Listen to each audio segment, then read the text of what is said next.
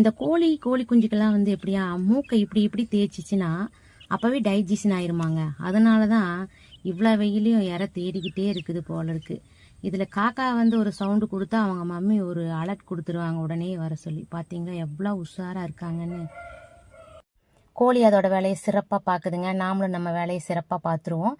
பசங்களுக்கு school leave விட்டாலே பார்த்தீங்கன்னா ஏதாவது சாப்பிட்றதுக்கு செஞ்சு கொடுத்தே ஆகணும்.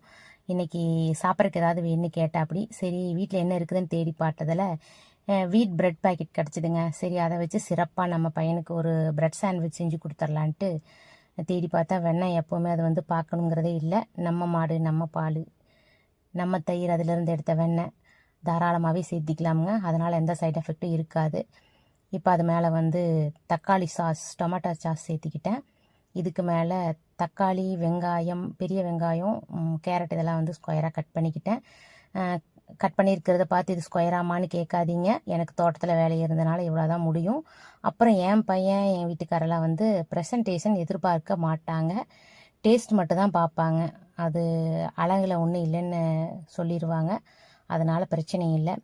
மொத்தத்தில் எனக்கு வந்து சீவி சிங்காரிக்க நேரம் இல்லை. இப்போ அதையெல்லாம் வச்சுட்டு அதுக்கு மேலே மறுபடியும் கொஞ்சம் வெண்ணெய் சேர்த்தி ப்ரெட்டை வச்சு க்ளோஸ் பண்ணிட்டேன். இப்போ தோசைக்கல்ல வெண்ணெயை போட்டு எடுத்து வச்ச ப்ரெட்டை போட்டுடலாங்க. இது நல்லா வேகட்டும்.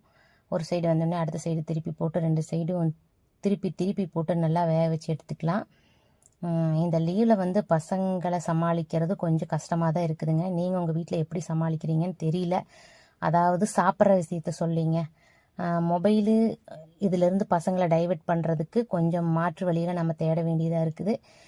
ஸ்விம்மிங் இல்லை வெளியில் எங்காவது கூட்டிகிட்டு போகிறது. இந்த வெயிலில் கூட்டிகிட்டு போகிறது கொஞ்சம் சிரமந்தான், இருந்தாலும் பரவாயில்ல, ஒரு கூலிங்கான பிளேஸில் கூட்டிகிட்டு போகலாம். அப்படி போகும்போது வந்து ரொம்ப சேஃபாக போங்க. பசங்களை வந்து முடிஞ்ச வரைக்கும் மொபைல்லேருந்து கொஞ்சம் விலக்கி வையுங்க. மேலும் அது ஸ்ட்ரெஸ்ஸாகத்தான் விடுமே தவிர்த்து ஸ்ட்ரெஸ் ஃப்ரீ எப்பவும் இருக்காது. நான் ஸ்விம்மிங்கு அப்புறம் வந்து பசங்களோட சேர்ந்து கிணத்துல நீச்சல் அடிக்க விட்டுருவேன். பூச்செடிகள்லாம் நிறையா வாங்கி கொடுத்துருக்குறேன், அதை நட்டி பார்த்துக்க சொல்லி. அப்புறம் வந்து கோழி குஞ்சு அது இதுன்னு நிறைய வந்து அவன் பார்த்துக்கிறதுனால எனக்கு அந்த பிரச்சனை இல்லைங்க. நீங்கள் எப்படி சமாளிக்கிறீங்க இந்த லீவுங்கிறத கமெண்ட்டில் சொல்லுங்கள். நம்ம பிரெட் சாண்ட்விச் வந்து எனக்கு தெரிஞ்ச மாதிரி ரெடி ஆயிடுச்சுங்க. முடிஞ்ச வரைக்கும் பசங்களை இது போதுன்னு சொல்கிற அளவுக்கு பழக்கிக்குங்க. அதுதான் நம்மளுக்கு சேஃப்டி, அவங்களுக்கும் நல்லது. நம்ம நட்பவி நேசி சேனலில் வீடியோஸ் எல்லாம் போய் பாருங்கள். பிடிச்சிருந்தா மறக்காமல் லைக் அண்ட் சப்ஸ்கிரைப் பண்ணிக்கோங்க. பாய்ங்க.